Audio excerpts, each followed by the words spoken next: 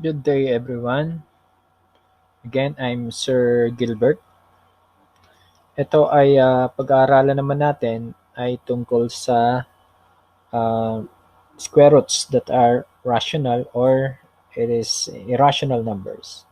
Pero bago natin umpisahan yon ay balikan muna natin yung previous lesson natin. Sinasabi rito, you have learned that a rational number is part of the number system which can be expressed as a over b, where a and b are integers and b should not be equal to zero. So, ibig sabihin, yung fractions, positive, lahat ng positive tsaka negative integers, at lahat ng whole numbers ay rational numbers. Since they can be expressed as a over b with a denominator of 1. Okay? You also have learned that rational numbers can be written as decimals and vice versa. Okay? So, ibig sabihin, ang mga rational numbers natin could be fractions, decimals, and integers. Okay? For example, meron tayong negative 5. So, negative 5 ay negative integer. Ito ay masasabi nating rational dahil pwede natin siya express as a over b. So, that's negative 5 equals negative 5 over 1. So, ibig sabihin, yung negative 5 ay na-express natin as in a form a over b, where a and b are integers. So, negative 5. Okay? So, how about 10? 10 is also a rational number kasi nga sinasabi doon na pwede natin siya express as 10 over 1. As long as na yung denominator niya should not be equal to 0. Okay? So, integers, whole number. How about 0? Yung 0 ay pwede natin siya express as 0 over 1. Still, that's 0. Okay? So, ano pa? Sinasabi doon na yung decimal ay rational din.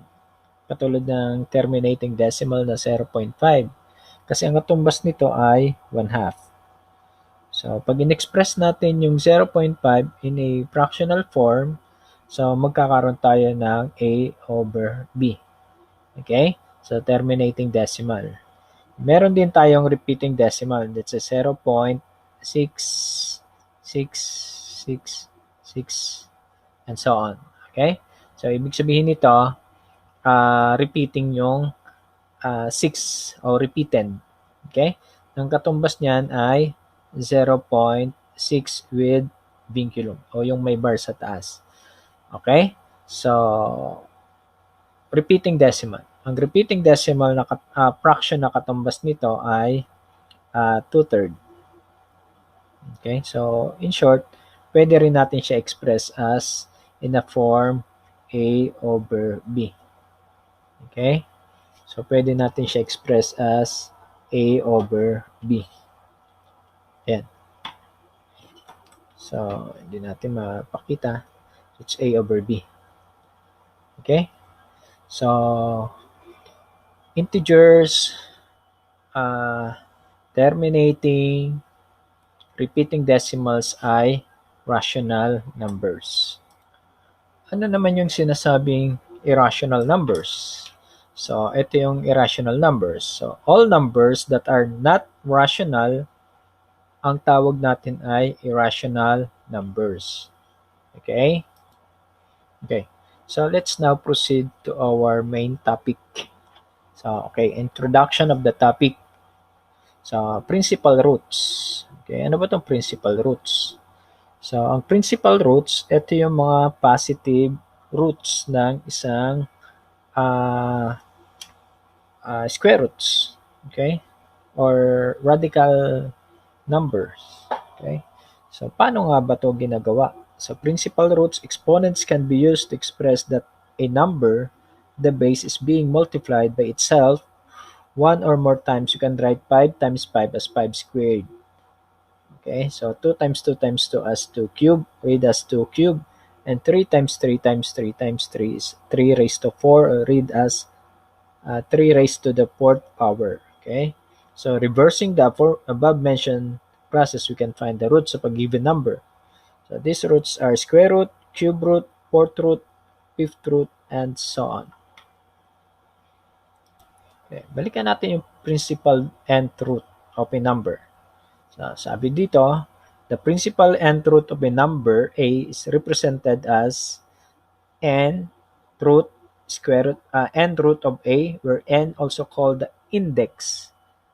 Okay, it's a positive integer greater than or equal to 2, and A is the radicand. Okay, so paliwanag natin. So the principal nth root of a positive number is the positive nth root, while the principal nth root of a negative number is the negative nth root if n is odd. So ibig sabihin, magpo-focus lang tayo sa principal root, which is the positive nth root. Okay? So balikan natin yung representation. So yung n, okay, ito yung A. So ang tawag natin dito ay index. Okay?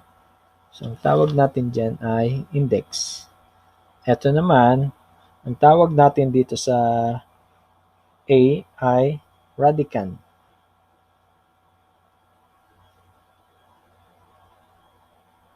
Radicand. So whereas this symbol is the radical sign.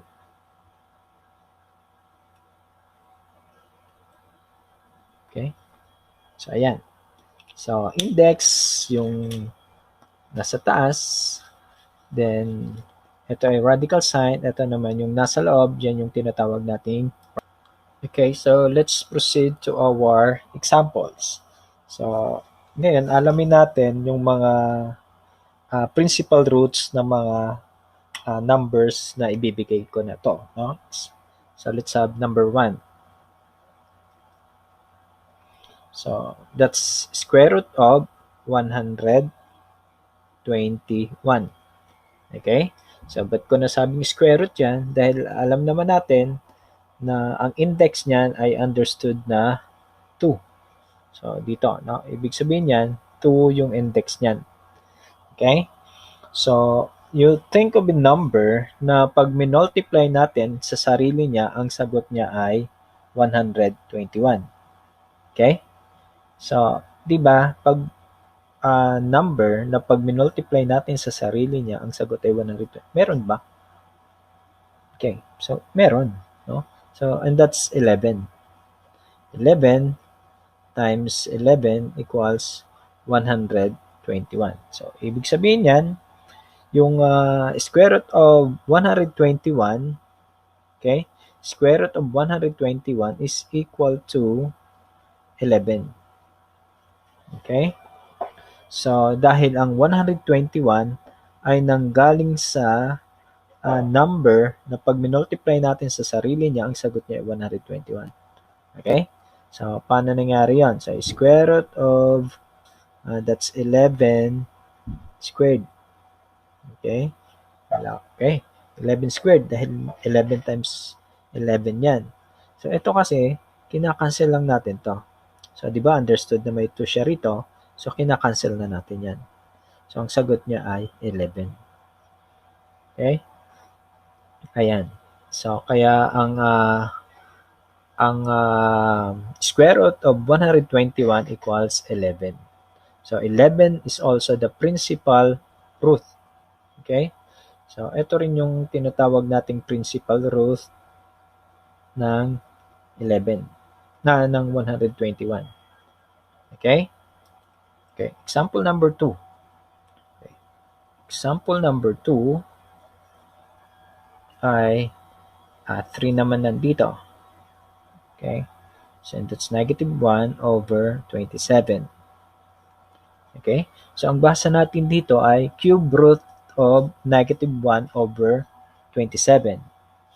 Okay? So, ngayon, mag-isip tayo kung mayroon bang number na pag minultiply natin sa sarili niya ng 3 beses, ang magiging sagot ay negative 1 over 27. Okay? So, meron ba? Okay? So, mm, meron eh. Okay? So, multiply natin yung negative 1 and 1/3 times negative 1 and 1/3 times negative 1 and 1/3. Okay? Di ba pag minultiply natin yung fractions na to, ay you have to multiply numerators by numerators and denominators by denominators. What is negative 1 times negative 1? So it's positive. Kasi nga pareha sila negative. Then positive 1 times negative 1 still magbibigay sa atin ng negative 1. Okay? Kasi magkaiba na yung sign nila. Ulitin ko. Negative 1 times negative 1 equals positive 1 times negative 1, so negative 1. Pero ito, 3 times 3 times 3, so that's 27. Okay? So, ayun. So, naipakita natin na yung negative 1 over 27 ay galing sa tatlong number na magkakapareho. Na pag minultiply natin, ang sagot niya ay negative 1 over 27. Okay? So, i-elaborate pa natin. So, ang negative 1/3 ay naka-ratio sa 3. Di ba? Ibig sabihin yan, negative 1/3 times negative 1/3 times negative 1/3 ay pwede natin express as negative 1/3 raised to 3. Okay? So, pag kinuha natin to, so that's cube root of negative 1/3 raised to 3. Okay? So, kung naalala nyo sa square root, kinancel lang din natin to. Okay, so, cancel na. So, ang sagot natin dito ay negative 1/3. Okay? So, that means, ang cube root ng negative 1 over 27 ay negative 1/3. Okay? So, ito, hindi natin matatawag na principal root. Okay? So, it's a negative root. No? So, negative 1/3. Okay? So, ayan. At saka, pag principal root, okay, no. So, sabi dito, if while the principal nth root of a negative number is the negative nth root, if n is odd. Okay, so since ang n nandito natin ay odd number, so ang principal root ng negative radicand is also negative. So therefore, yung negative 1/3 ay ang principal nth root ng cube root of negative 1 over 27. Okay? So ayan, malinaw. Okay, let's have example number 3. So, example number 3. Ang example number 3 natin ay 4 naman ang kanyang index. And that's 625. Okay, so basahin natin yan ay 4th root of 625 kasi ang index niya ay 4. So, meaning to say, ang 625 ba ay nanggaling sa apat na magkakaparehong number na pag minultiply natin sila, ang sagot ay 625. Okay? So, meron kaya?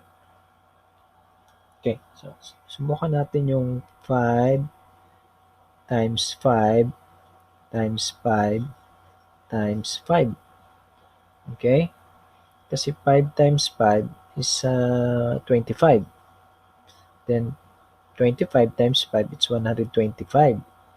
Times 5 pa, so it's 625. Okay? So, talagang galing siya sa 625. So, in short, that's 5 squared, 5 raised to 4 equals 625.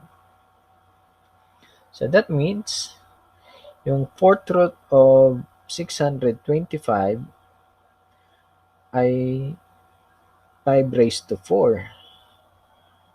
Okay? 5 raised to 4. So, ito matatanggal na to. Okay? So, 5. Okay?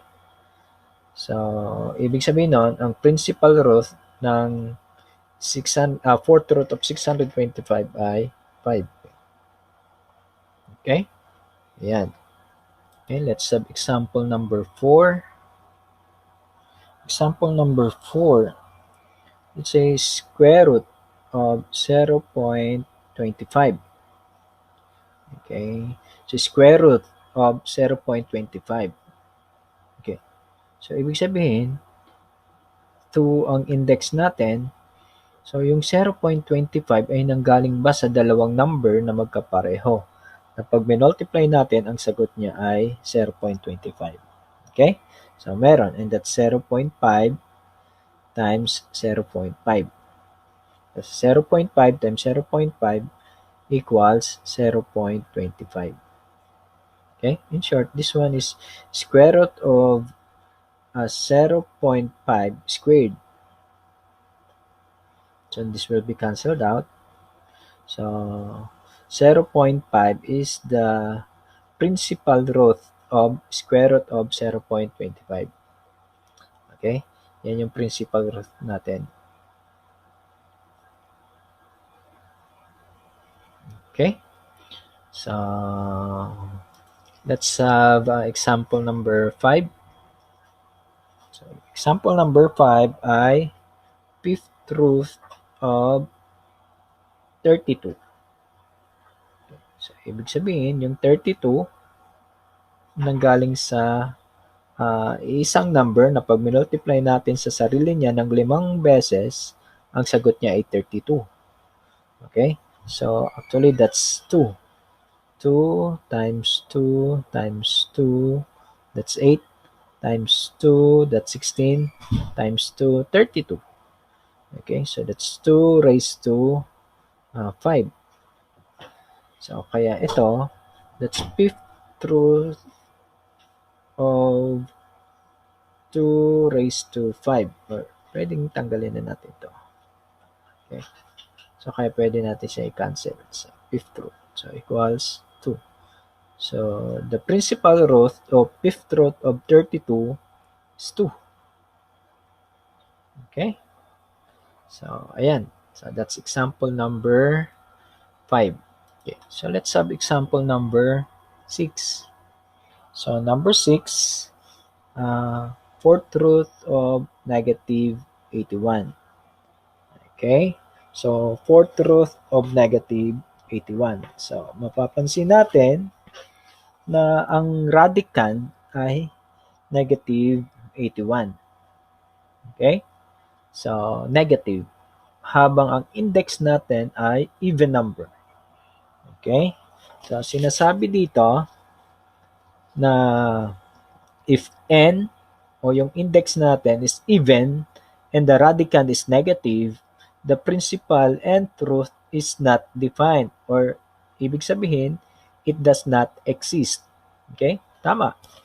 Kasi ano yung number na pag minultiply natin sa sarili niya, ang sagot ay negative. O, halimbawa, meron kang negative times negative times negative times negative, ang sagot niya ay laging positive.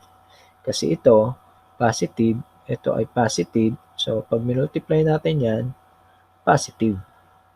So, talagang yung square, 4th root of negative 81, ang masasabi natin dito, ang root niya ay does not exist. Does not exist. Okay?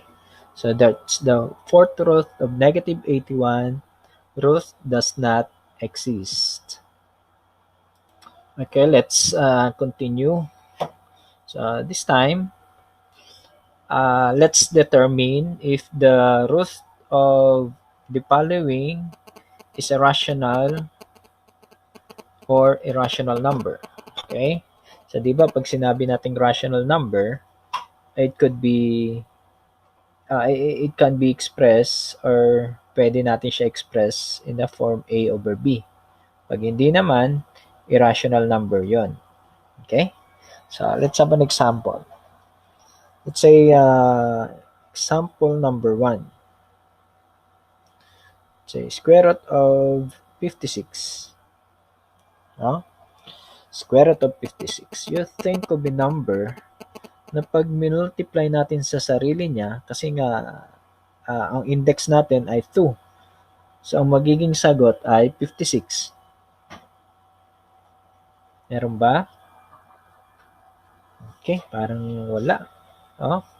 So, ibig sabihin nun, itong square root of 56 ay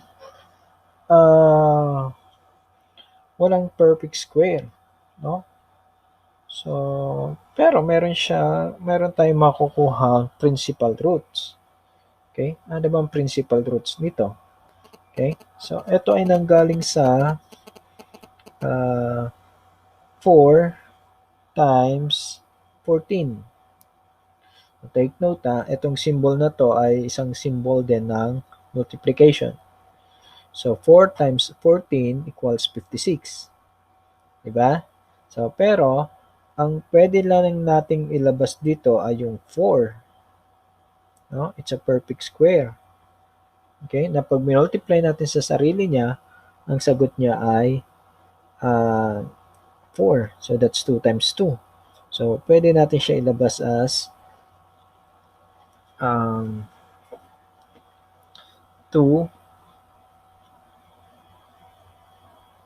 square root of 14.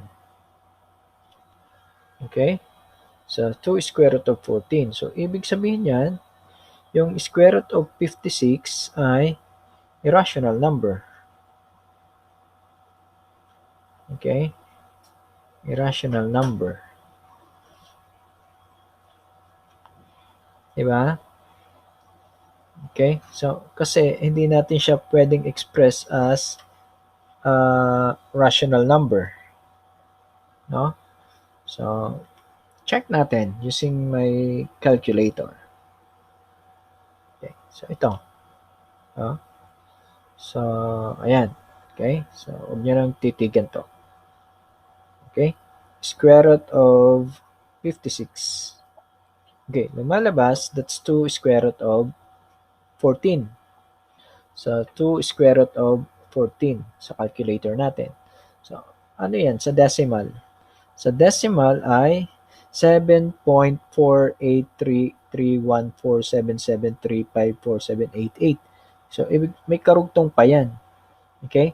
Ito yung tinatawag nating non-terminating, non-repeating decimals. In short, yung non-terminating, non-repeating decimals, hindi natin pwedeng express as A over B. Kaya tinatawag natin silang irrational numbers. Okay?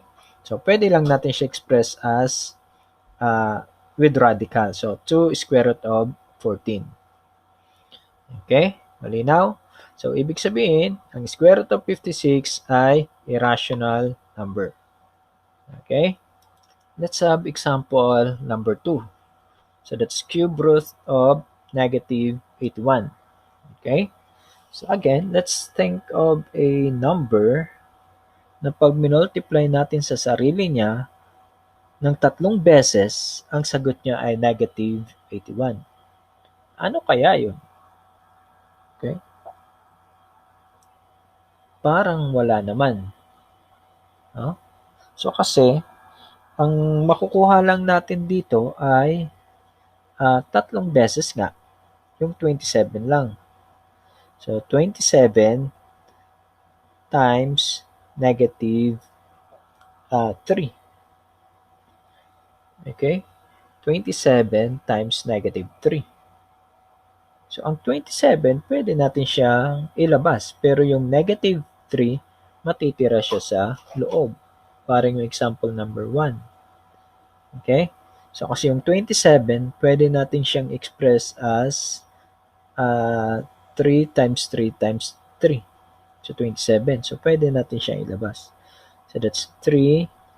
Then, the cube root of negative 3. So, ano na magiging conclusion natin? So, yung square root of cube root of negative 81 ay irrational number. Okay? irrational number. Okay? So, kasi nga, hindi natin siya nakuha na yung negative 81 na isang number na pag minultiply natin 3 beses sa sarili niya, ang sagot niya ay negative 81. So, wala. So, ito lang makukuha natin. Okay?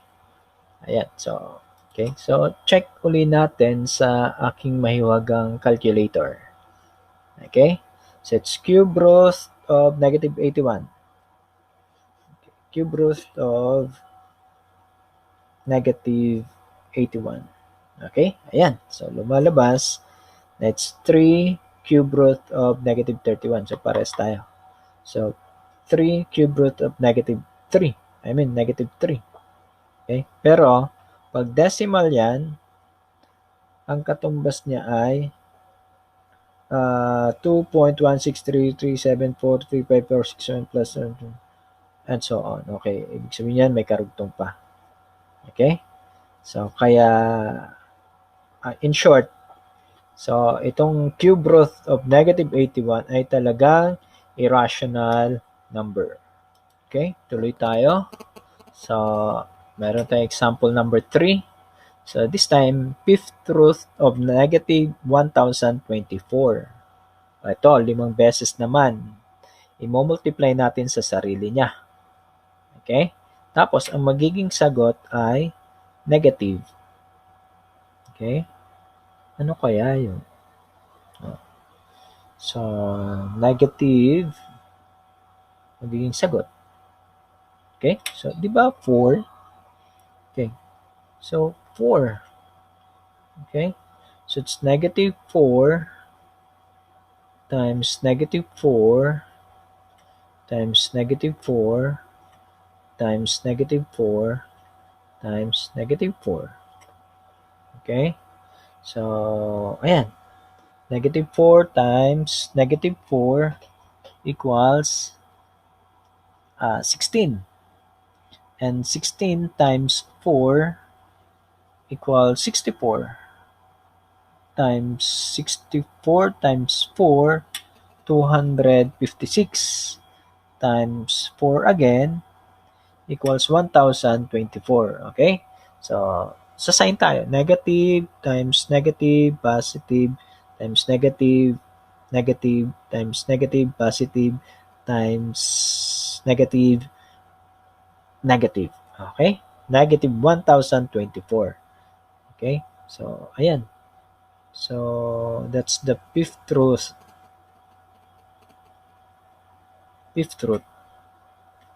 Okay? So, ibig sabihin nun, fifth root of negative 1024 ay negative 4. Okay? So, equals negative 4. Okay? So, ayun. So, negative 4 is the principal root of fifth root of negative 1024. Okay? So, ano masasabi natin? Ang fifth root of negative 1024 ay rational number. Okay? Rational number. Ayan. So, kasi nga negative 4. Okay? So, check natin sa calculator. Okay. So, it's fifth root. Okay? Fifth root. So, fifth root of negative 1024. Okay? Fifth root of negative 1024. So, it's okay. So, negative 1024, fifth root.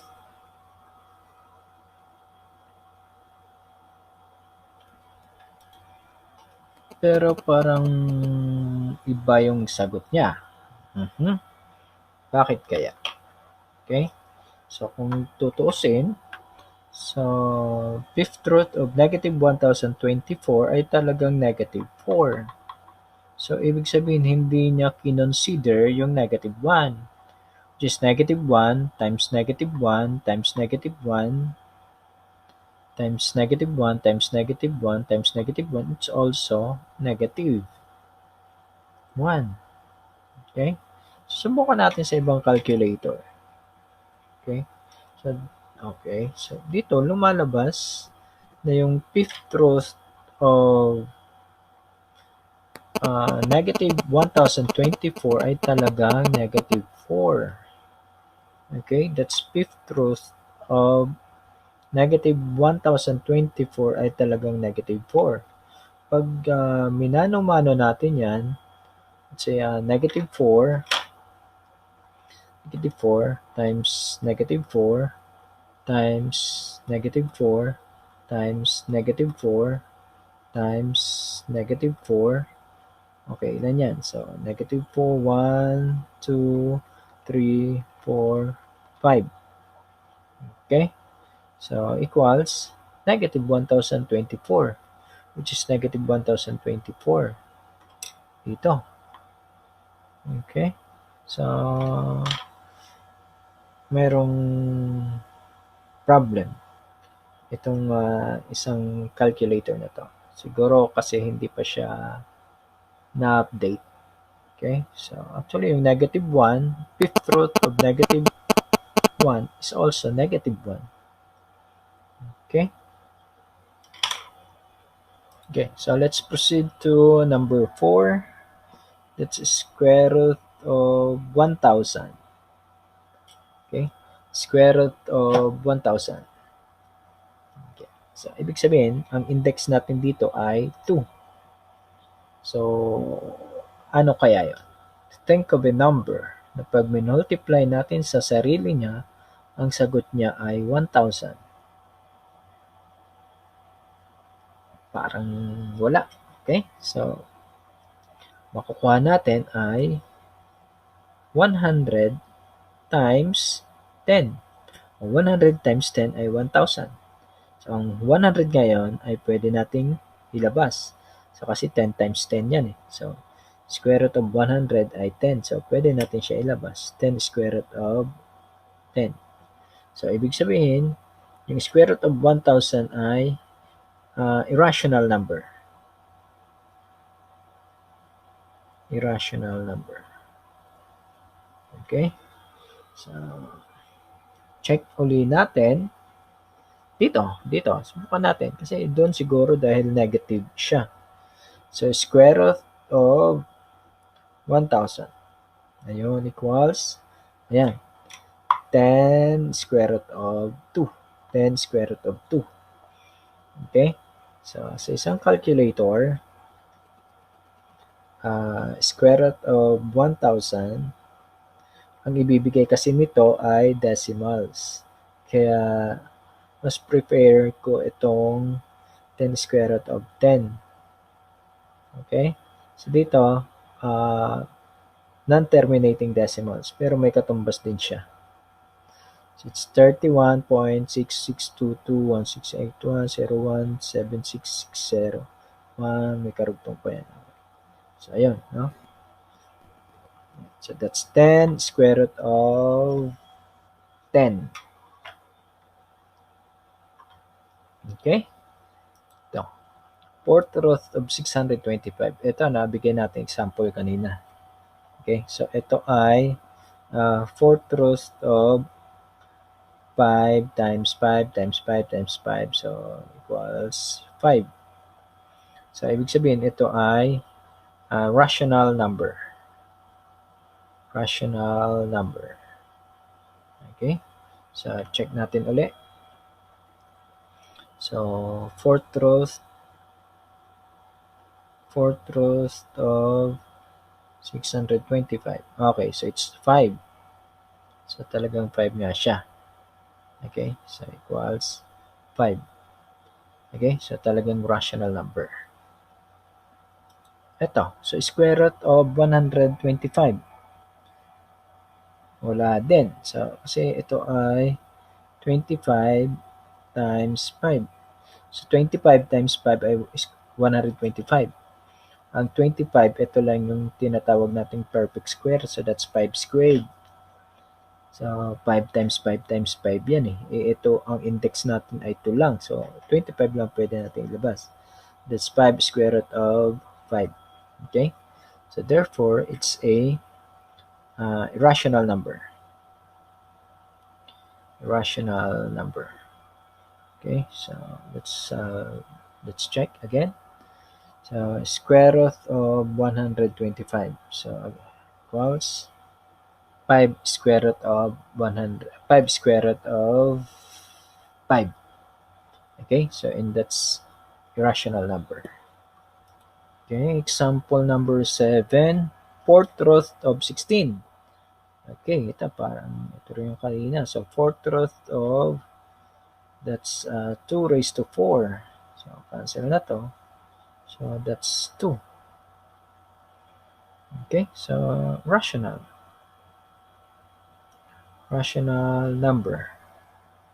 Okay, so, rational number. So, fourth root of 16 is equals 2. Okay, so, it's ay talagang 2. So, 2. So, ito dun siya. Kaya siya ay rational number. Okay? Okay, let's have number 8. So, this time, fifth root of negative 32. Mhm. So, 32, negative 32. So, 32 pwede. 2 times 2, 4 times 2, 8. 8 times 2 is 16 times 2 ulit, 32. Pero negative siya. Okay? So, ibig sabihin yan, ang negative 32 ay rational number. Ay rational number. Kasi ito ay nanggaling sa fifth root of negative 2 raised to 5.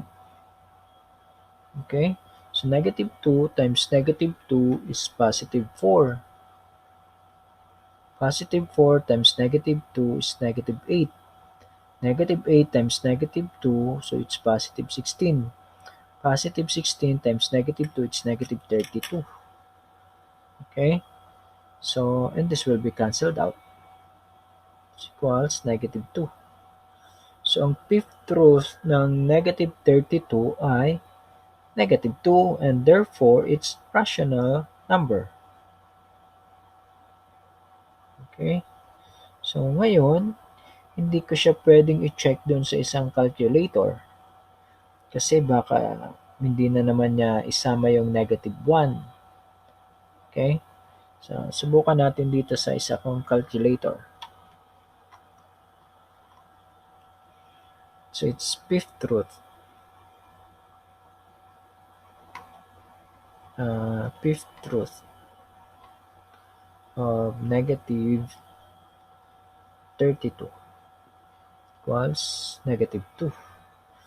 Okay, so it's negative 2. Talagang rational number siya. Okay, ayun. Okay, and so that's number 8. Okay, let's have number 9.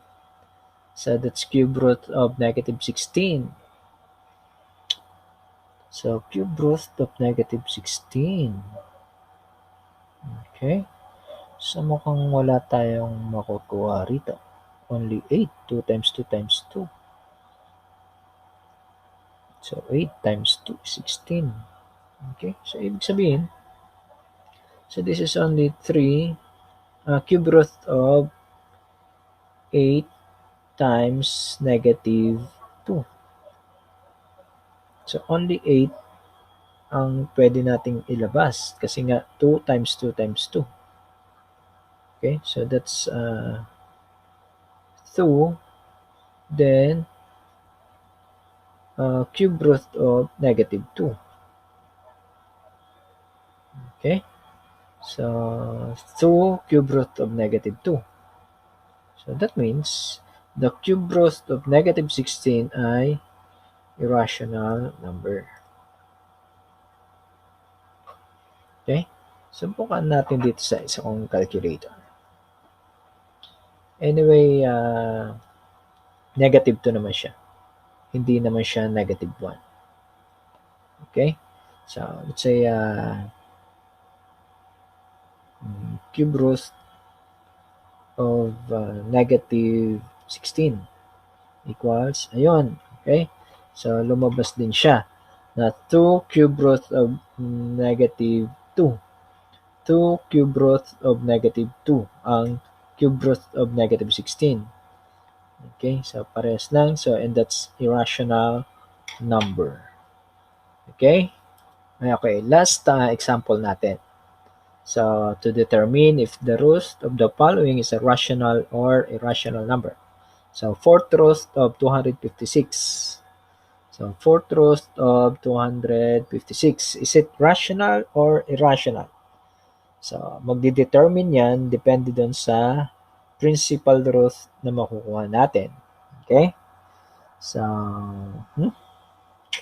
kung meron. So, that's fourth root of 256. That's 4 raised to 4.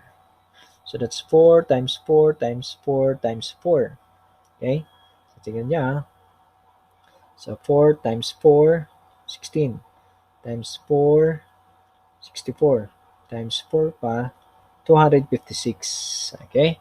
So, it's fourth root of fourth root. Okay? Ayan. So, cancel na to.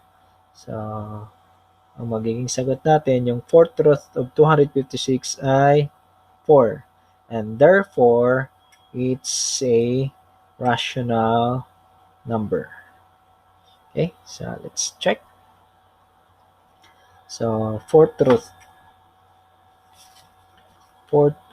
of 256 equals 4. Ayun. Okay, so lumabas na siya. It's 4.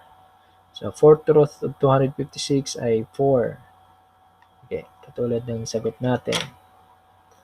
Okay. So, it's all about how to determine if the root of the following is a rational or irrational numbers. Okay, to wrap up, ang pag sinabi nating rational number, yun ay pwede nating express as A over B. Okay, so A over B. Na kung saan, yung A and B are elements of integers, pero B should not be equal to 0. Pag hindi siya pwedeng express as A over B, ang tawag natin doon ay irrational numbers. Okay? So, sana natutunan nyo ang presentation ko na to. Maraming salamat.